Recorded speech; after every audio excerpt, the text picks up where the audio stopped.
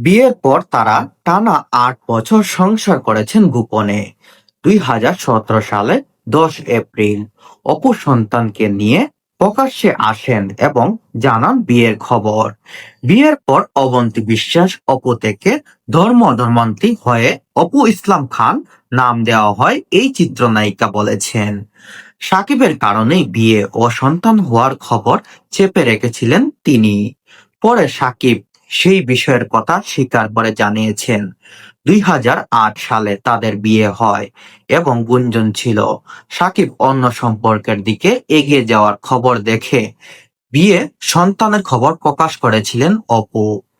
এমন নানা আলোচনার মধ্যেই ৯ মাসের মাথায় বিচ্ছেদ ঘটে অপু সাকিবের।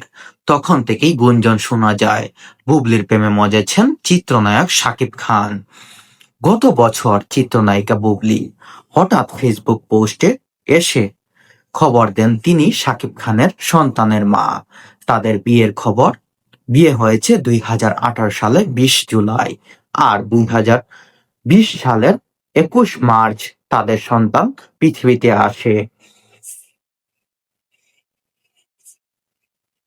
আবারও সাকিব অস্বীকার করেননি, সম্প্রতি সাকিব এর গুঞ্জন বুবলির সঙ্গে তার কোনো সম্পর্ক নেই, আর বুবলি বলছেন তাদের বিচ্ছেদ হয়নি।